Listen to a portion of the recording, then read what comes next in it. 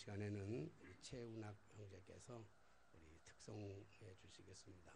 특송할 때 아마 영상 찍더라도 권사님 엄마가 영상 찍을 거지 영상 찍더라도 양해하시고 저 베트남에 계시는 아버지한테도 보내주시려고 전송하려고 찍습니다. 여러분들이 찬양할 때 큰 은혜 있으시기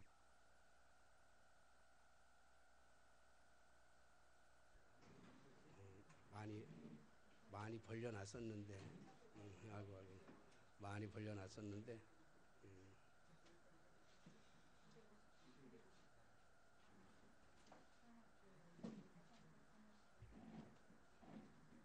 조금 천천히 영상 준비한 다음에 야 마이크 대고 응?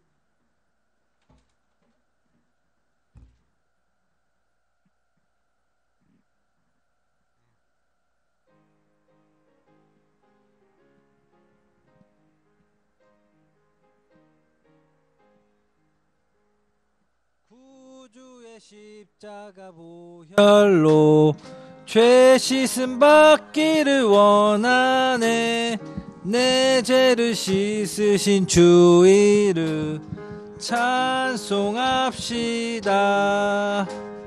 찬송합시다.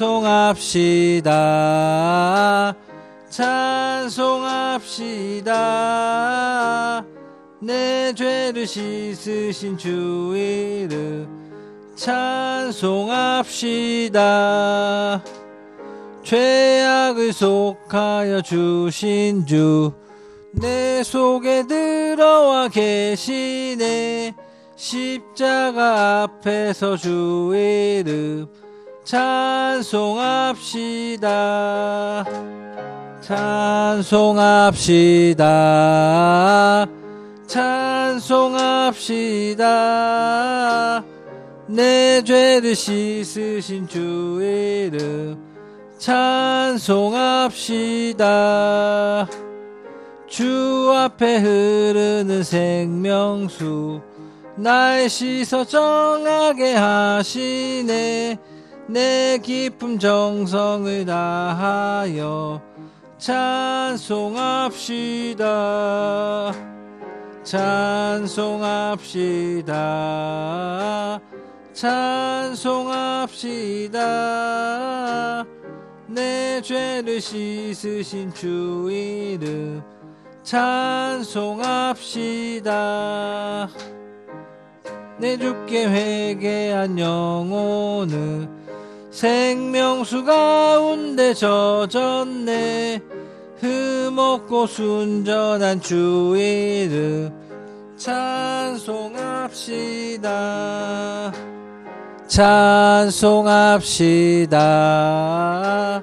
찬송합시다. 내 죄를 씻으신 주 이름 찬송합시다. 감사합니다.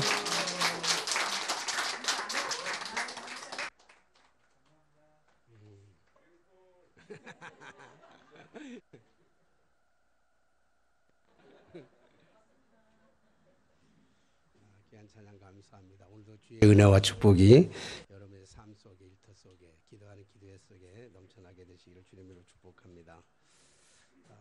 사랑은 오색 찬란한 무지와 같은 그런 아름다운 빛깔만 있는 것은 아닙니다. 사랑은 솜사탕처럼 또 달고나처럼 달콤함만 있는 것도 아닙니다. 사랑이라는 것 속에는 찌르는 가시가 있기 때문에 때때로 아픔도 있는 것이 사랑입니다. 사랑이 아픈 것은 주는 것 때문에 그렇습니다. 사랑은 주는 것입니다. 그래서 사랑은 주는 것이기 때문에 우리에게는 아픔이 있을 수가 있습니다. 제가 이 페이스북 같은 거 핸드폰이 잘 안 본다 그랬잖아요. 워낙 잘 안 보는데 어쩌냐게 제가 오래간만에 한번 페이스북을 한번 제가 들어온 것을 열다가 이런 글이 하나 올라온 글을 봤습니다. 제가 잘 아는 분인데 제가 잘 아는 분이 이런 글을 하나 올렸더라고요. 책을 드립니다. 제가 가지고 있는 책을 드리겠습니다. 필요하신 분은 가져가십시오. 이렇게 하고 동영상 사진을 이렇게 찍어서 올렸어요. 그리고 조건을 달았는데 선착순입니다. 빨리 가져가는 사람이 임자입니다. 이런 글을 하나 올렸어요. 제가 그 글을 보면서 제가 그분이 어떤 분인지를 제가 잘 아는 분이고 그분에게 있어서 그 책이 어떤 책인지 얼마나 소중한 책인지를 너무 잘 알기 때문에 그 책을 내놓는다는 것은 참 힘든 일이었을 텐데, 참 아픈 일이었을 텐데, 이런 마음을 갖게 되었습니다. 물론 책이라고 하는 것은 서재에 꽂혀 있어서 때로는 다 안 볼 수도 있어요. 그러나 저도 마찬가지지만 저 앞에 꽂혀 있는 저 책만 봐도 잘 안 읽어요. 잘 안 읽어보는 게 많죠. 그러나 책만 봐도 마음이 뿌듯해지는 그런 마음. 왠지 책이 많으면 왠지 뭔가 부자인 것 같고 왠지 지성인인 것 같이 남들에게 보여지는 것 같기도 하고 그래서 책을 이렇게 버린다는 것은 참 쉬운 일은 아닙니다. 그러나 그 책과 함께 평생을 살아가면서 그 책 속에 나의 인격을 담고 있고 책이 나에게 가장 소중한 것이라고 한다면 그를 지탱해 줄 수 있는, 그분을 지탱해 줄 수 있는 책이라고 하는 것은 선뜻 내놓기가 참 어려운 책이었을 텐데 라고 하는 생각을 하면서 사랑이라고 하는 것은 정말 사랑은 아픔인 것이구나. 왜냐하면 주는 것이기 때문에 그렇습니다. 그래서 요한은 요한 1서 4장에 보면 이렇게 얘기하고 있죠. 하나님은 사랑이라는 거죠. 사랑한 자들아 우리가 서로 사랑하자. 하나님은 사랑이다. 그렇게 사랑하시면서 하나님은 사랑인데 그 하나님의 사랑이 어떻게 표출되었는가 하면 요한 1서 4장 8절에 보니까 하나님의 사랑이 우리에게 이렇게 나타난 바 되었으니 하나님이 자기 독생자를 우리에게 내어주셨습니다. 하나님이 자기 독생자를 우리의 죄 때문에 내어주신 그 하나님의 그 사랑, 그 절대적인 사랑 속에서도 하나님의 가슴 아픈 사연, 가슴 아픔이 있었을 거다. 그래서 사랑이란 뭐냐, 여러 가지 정의를 내릴 수 있겠지만 사랑이란 아픈 거래요 라고 하는 제목으로 정해봤습니다.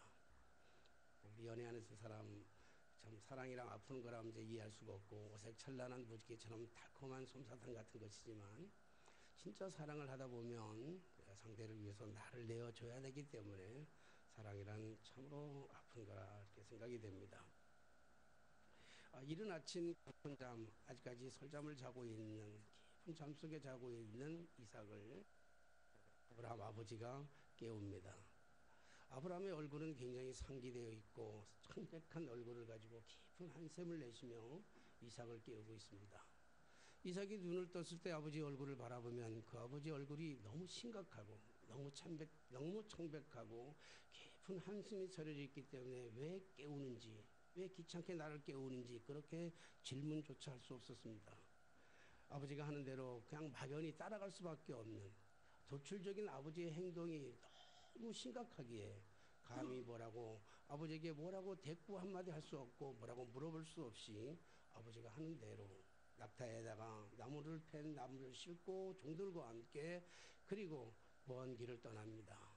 사흘길이라고 하는 것이 멀리 느껴지고 사흘길이라고 하는 것이 그렇게 고통스럽게 멀리 느껴지는 것은 도무지 알 수 없는 아버지의 행동, 아버지의 돌출적인 행동을 왜 그렇게 해야 되는지를 알지 못하는 이삭의 그 답답한 마음과 하나님께서 전날 밤에 아브라함에게 나타나셔서 내 아들 독자 100세에 얻은 그 아들을 모리아 산으로 가가지고 내가 지시하는 산에 가가지고 내 아들을 번제로 드리라고 하는 그 아들을 번제로 죽이라고 하는 하나님 아버지의 그 말씀이 너무 야속하기에 너무 잔인하기에 아브라함이 걸어가는 그 길, 그 광야의 사흘길이 너무나 힘들고 너무나 고통스러울 뿐만 아니라 역시 아무 말도 질문도 하지 못하는 이삭의 발걸음이 사흘길을 가는 내내 고통스러울 수밖에 없었습니다.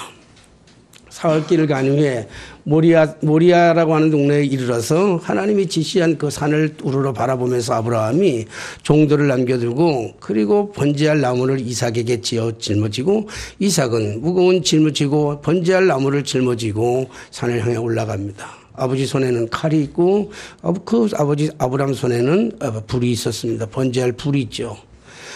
그렇게 산을 향해서 올라가다가 이었고 그렇게 침묵하던 도저히 물어볼 수 없었던 그러나 그 참고 있었던 그 궁금증을 향해서 이삭이 아버지에게 묻습니다. 아버지, 지금 번제하러 가는 것 같은데 번제할 나무와 번제할 불과 번제할 나무는 여기 있는데 번제할 어린 양은 어디에 있습니까? 라고 이삭이 아버지에게 물어봅니다. 참 기가 막힌 순간이 아닐 수가 없습니다. 그때 아브라함이 말씀하고 있잖아요. 8절의 말씀 보니까 아브라함이 이르되 내 아들아 번제할 어린 양은 하나님께서 자기를 위하여 친히 준비하시리라 하고, 도저히 궁금해서 아버지의 이 돌출적인 행동에 대해서 도저히 이해할 수 없는 이삭의 마음, 그 마음과 도대체 이해할 수 없는 하나님 아버지의 명령에 따라서 그렇게 나아가는, 그래서 이렇게 밖에는 대답할 수밖에 없는, 하나님께서 준비하실 것이라고 이렇게 대답할 수 없는 그 아브라함의 그 심정, 이삭의 심정, 그 심정을 생각할 때마다 왠지 모르게 마음이 짠해오는 것을 느낄 수밖에 없었습니다. 오늘 이렇게 이삭이 아브라함에게 왜 번제할 나무는 어디 있습니까? 하나님께서 준비한다. 이 말씀, 이 기가 막힌 사연 속에서 오늘 정말로 중요한, 오늘 제가 말씀드리고 싶은 키워드는 그 다음번에 있습니다. 그 다음에 결박당하는 이삭의 모습에서 우리는 볼 수가 있습니다. 이삭은 의구심이 많이 갔을 겁니다. 어떻게 이런 일을 행할 수 있었을까? 왜 이런 일이 지금까지 왔을까라고 하는 이런 모습입니다. 이삭은 아브라함 아버지가 자기를 얼마나 사랑하고 있는지는 익히 잘 알고 있었습니다. 왜냐하면 언제나 이삭을 향한 그 사랑의 마음, 변하지 않는 사랑의 마음도 있었을 뿐만 아니라 이제 하갈과 이스마엘, 비록 이복 형님이긴 하지만 이복 형님 이스마엘과 그렇게 친했던 이스마엘, 그래서 한 가정에서 행복을 누리고 즐거움을 누리고 아픔을 함께 나누면서 정말로 행복했던 그런 시절들이 있었음에도 불구하고 아브라함이 하갈과 이스마엘을 내어 쫓은 후에 아브라함이 그것 때문에 괴로워하고 고통스러워했던 그 많은 나날에 한숨 짓던 그 많은 나날을 자신 때문에 하나님의 언약으로부터의 그 언약을 지키기 위해서 아버지가 그 하나님의 언약, 자기를, 이삭 자신을 사랑하는 그 아버지의 그 마음, 그 심정, 그래서 괴로워하고 고통스러워하고 잠 못 이루는 아버지의 심정을, 아버지의 그 모습을 끊임없이 보아왔기 때문에 그 아버지를 이해할 수가 없었습니다. 왜 아버지는 이 번제할 어린 양을 자기 자신에게 돌려야 되는지, 자기를 결박하고 있는 이 아브라함이 이삭 자신을 결박하고 번제 위에 올려놓는 그런 모습을 바라볼 때 자기의 손을 포박하기 위해서 자신의 손을 내밀면서 그 아버지를 도저히 이해할 수 없었던 것이죠. 뿐만 아니라 꼭 번제물을 자기 자신을 드려야 되느냐고, 집에 길리운 양들이 수없이 많이 있었을 겁니다. 많은 양들이 있었음에도 불구하고 그 많은 양들 중에 충분히 번제에 쓸 어린 양들이 수없이 많이 있었음에도 불구하고 그 많은 양들을 버려두고 하필이면 자기 자신이냐니까, 자기 아들, 사랑하는 독자, 자기 아들, 나를 왜 번제로 드릴까라고 하는 그 사실에 대해서 이삭은 도무지 이해할 수가 없는 겁니다. 그래서 끊임없이 반복하는 거예요. 왜 나여야만 했을까? 그리고 그 다음에 또 하나 우리가 궁금한 것은 뭐냐면, 이삭이 궁금해야 되는 것은 꼭 이렇게까지 해야 되느냐는 거예요. 하나님께서는 꼭 이렇게, 우리 아버지가 꼭 이렇게 해야 됐을까? 그 의문은 아브라함도 똑같은 의문을 갖고 있었을 거예요. 하나님께서 꼭 이렇게까지 내 아들 독사 이삭을 죽이기까지 하면서 나를 시험해, 하나님의 이 시험이 너무 잔인하다고 느껴지는 아브라함의 모습입니다. 가끔씩 우리는 그런 질문들을 참 많이 봅니다. 예수 그리스도께서 어떻게 나를 위하여 십자가를 지셨는가라고 하는 그러한 예수 그리스도의 십자가로 인해서 나의 죄가 구속받았다고 하는 이 사실에 대해서 의문할 때가 많이 듭니다. 그런가 하면 원초적인 질문 가운데 이런 질문을 하죠. 왜 하나님께서는 독생자를 이 땅에 보내셔서 십자가에 달리게 하셨을까라고 하는 믿지 않는 사람들의 끊임없는 질문을 들을 때가 참 많습니다. 믿는 사람도 마찬가지죠. 믿는다고 한다 할지라도, 믿음의 사람이라 할지라도 하나님의 구원의 역사가 꼭 그렇게까지만 이루어져야만 했을까라고 하는 것이죠. 하나님은 창조의 하나님입니다. 하나님은 기적의 하나님이고 능력의 하나님입니다. 하나님은 무에서 유를 창조하신 그러한 역사의 하나님이십니다. 그 하나님이라고 하신다면 하나님은 굳이 독생자를 보내지 아니하시고 예수 그리스도를 십자가에 달려 못 박게 돌아가지 않고서도 얼마든지 인간을 구원할 수 있었을 텐데 하나님은 꼭 이 길을 선택하셨을까라고 하는 의문이 들 때가 참 많았습니다. 이삭이 아버지를 향해서 이렇게 질문하고 또 질문하고 싶었을 겁니다. 아버지, 꼭 나를 번제로 드려야만 합니까? 라고 하는 끊임없는 이 질문 앞에 오늘 아브라함은 그렇게 대답할 수밖에 없었을 겁니다. 이것밖에는 길이 없다라고 생각했을 겁니다. 이것밖에 안 됩니까? 이것밖에는 할 수 없다라고 생각했을 것이죠. 우리의 모든 인간들이 하나님을 향하여 하나님의 구원의 역사가 십자가가 아니라 십자가 없이도 예수 그리스도의 십자가 없이도 우리가 구원받을 수 있는 것이 아닙니까? 꼭 아들을 죽이셔야만 됐습니까? 라고 우리가 하나님 앞에 묻는다면 그 길밖에 없었노라고 하나님은 그렇게 우리에게 대답해 주실 것입니다. 정없이, 아무런 정 없이 도대체 이해할 수 없는 이성으로 합리적인 사고로는 도저히 이해할 수 없는 아버지의 그 행동 앞에 아무런 저항도 없이 순진하게 포박당하는 어린 양과 같은 이삭의 모습에서 우리는 예수 그리스도의 모습을 보게 됩니다. 이사야 53장 7절의 말씀에 보면 이렇게 고백하고 있습니다. 큰 곤욕을 당하여 괴로울 때도 그의 입을 열지 아니하였으며 마치 도수장으로 끌려가는 어린 양과 털 깎는 자 앞에서 잠잠한 양같이 그의 입을 열지 아니하였더라. 오늘 예수 그리스도의 그 놀라우신 구원의 예표가 오늘 저 모리아산 언덕 위에서 아브라함과 이삭의 관계 속에서 이루어지는 이삭을 번제로 드리는 이 약속 속에서 하나님의 그 거룩한 그 계획의 역사가 시작되었고 하나님의 언약의 역사는 성취되었을 뿐만 아니라 예수 그리스도의 죽음의 모습을 그 속에 담고 있는 것들을 보게 됩니다. 이삭은 하나님 아브라함의 돌출적인 행동에 이해하지 못한 것이 한두 가지가 아니었습니다. 수없이 많은 그 아버지의 행동, 돌출적인 행동, 이해할 수 없는 행동, 그 행동 앞에 이해할 수 없는 것들이 수없이 많이 있었지만 그럼에도 불구하고 순순히 자신을 내어주고 포박당하는 이삭의 모습 속 아버지의 뜻을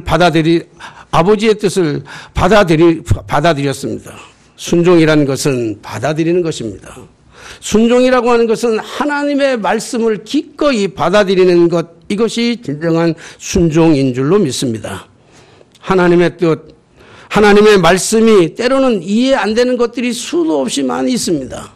우리가 살아가는 삶의 현장 속에서 찾아오는 수도 없이 많이 찾아드는 하나님의 뜻, 하나님의 말씀, 하나님의 계획, 우리의 계획과 우리의 사고와 우리의 방법과 우리의 뜻과는 너무나 다른 그러한 하나님의 말씀이 우리를 괴롭힐 때도 많이 있습니다.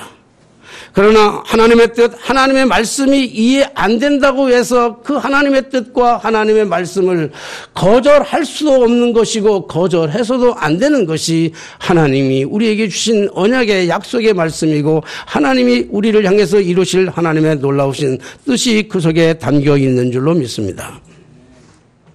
아브라함이 칼을 들고 이삭의 심장을 향해서 내리 찍어지는 그 순간 하나님의 천사가 아브라함을 부릅니다. 정말 급했던 것은 하나님이셨던 것 같습니다. 아브라함아, 아브라함아. 그렇게 아브라함을 부르십니다. 11절의 말씀에 보니까 여호와의 사자가 하늘로부터 그를 불러 이르시되 아브라함아, 아브라함아 하는지라. 아브라함이 이르되 내가 여기 있나이다 하며 12절 여러분들이 한번 읽어주실래요? 12절 시작. 사자가 이르시되 그 아이에게 내 손을 들어라 그에게 아무리 원하지 말라 내가 내 아들을 내게 아니하였으니 하나님의 시험이 너무 잔인합니다. 하나님의 시험의 방법이 우리가 이해할 수 없는, 아브라함도 이삭도 그 누구도 이해할 수 없는 하나님의 시험의 방법이 너무 잔인합니다.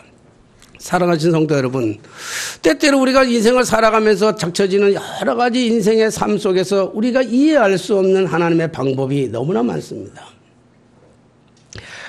우리가 아까 찬양 불렀던 찬양 있잖아요. 그 찬양 속에서 참 하나님 한 번도, 제가 이제 제일 좋아하는, 아마 복음성가 중에서, 찬송가 속에서 말고 복음성가 중에서 찬송을 하나만 골라라 그런다면, 하나를 선택하라 그런다면 아마 저는 고민하지 아니하고 그거 선택할 것 같아요. 오늘 우리가 불렀던 오 신실하신 주, 하나님 한 번도 나를 실망시킨 적 없으시고, 실망시킨 적 없으신 건 아닙니다. 수도 없이 실망시켰습니다. 내 뜻대로, 내 방법대로, 내 생각대로 하나님을 그토록 사랑하며 하나님을 향하여 하나님의 방법에다가 초점을 맞추고 살아갔음에도 불구하고 잘 이루어지지 않았던, 실패했던 수없이 많은 삶의 모습들을 바라보면서 실망 수도 없이 많이 했습니다. 왜 하나님을 이렇게 하셨을까? 때로는 하나님이 안 계신 것 같은, 하나님이 너무 잔인한 것 같은, 하나님은 내 기도를 한 번도 들어주지 않는 것 같아서 실망을 수도 없이 많이 했습니다.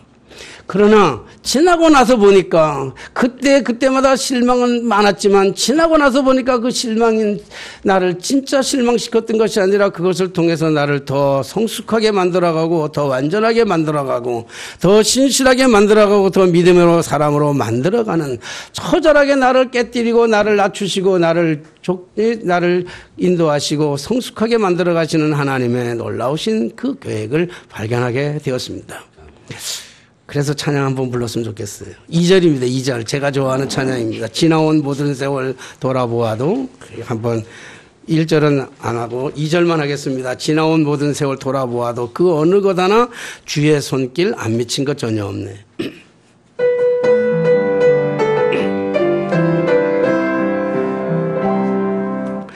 지나온 모든 세월 뒤 돌아보아도 그 어느 것 하나 주의 손길 안 미친 것 전혀 없네. 오 신실하신 주, 오 신실하신 주, 내 너를 떠나지도 않으리라. 내 너를 버리지도 않으리라. 약속하셨던 주님, 그 약속을 지키사 이후로도 영원토록 나를 지키시리라 확신하네.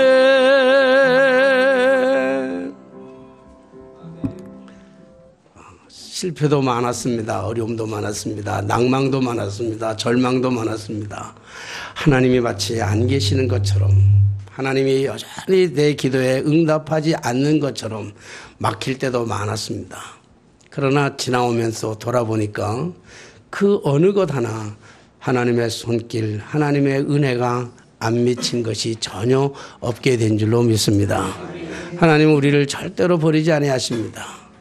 하나님의 말씀과 하나님의 뜻을 따르기에, 순종하기에는 너무 어렵고 너무 힘들고, 때로는 우리에게 요구하시는, 우리의 순종을 요구하시는 하나님의 방법이 너무나 잔인하다 할지라도 하나님은 우리의 순종을 통해서, 우리의 믿음을 통해서 하나님은 하나님의 그 거룩한 역사, 나의 삶의 주관자가 되셔서 우리의 인생을 평탄한 길로 인도하게 되실 줄로 믿습니다.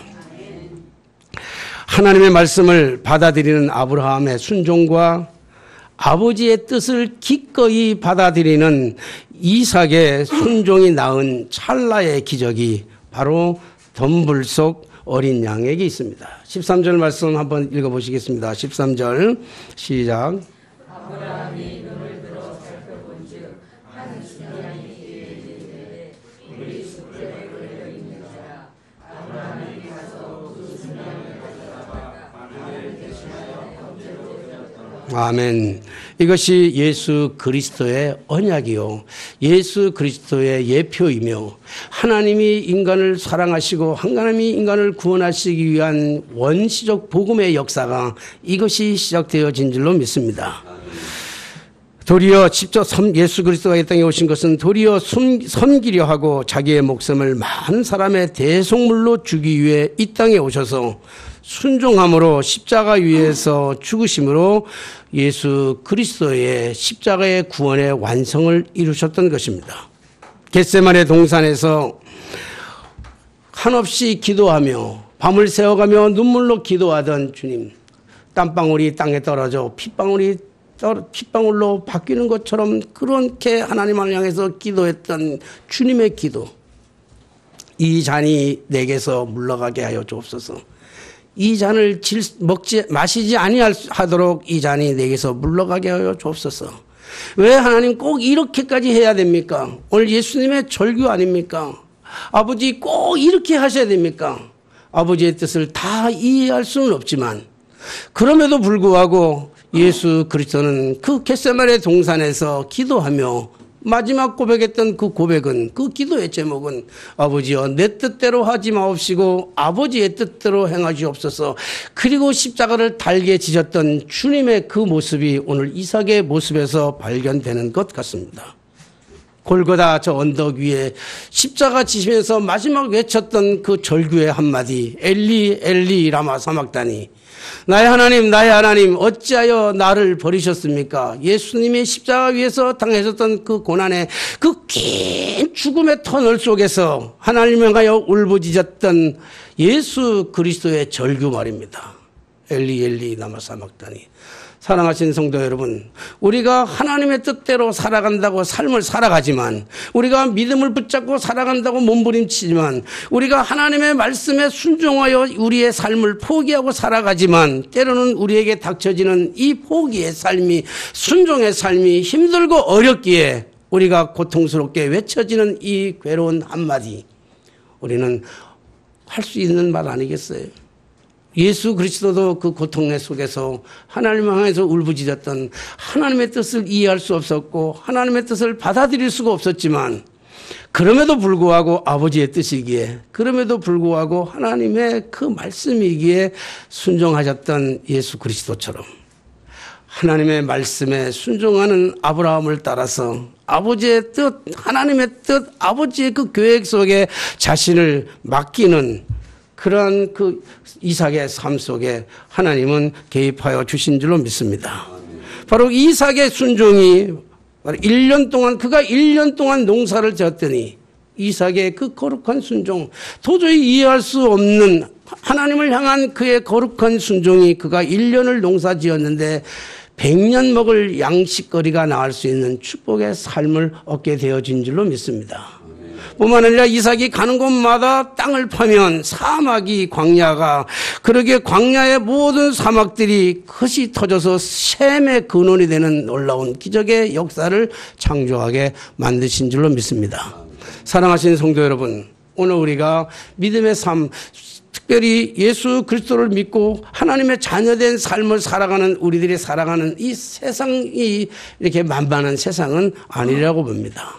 앞을 봐도 뒤를 봐도 온데반데 정말로 희망이 없어 보이는 우리의 삶 속에 하나님께서 오늘도 우리에게 들려주시는 그 자세미한 음성, 아니 하나님께서 오늘 이 계시된 말씀을 통해서 우리들이 들려주시는 그 말씀들을 통해서 우리가 결단해야 될 순간순간이 찾아오면, 우리가 하나님 말씀에 순종하면 도무지 이해할 수 없을 것 같은, 도무지 합리적으로는 참 맞지 않는 하나님의 말씀, 하나님의 명령임에도 불구하고 오늘 우리가 기꺼이 그 말씀을 기꺼이 받아들이고 순종하며 그 말씀대로 살아가노라면, 하나님께서 이삭에게 베풀어 주신 이 놀라우신 축복의 역사가, 삶의 형통함이 오늘 저와 여러분들에게 분명히 있어지게 될 줄로 믿습니다.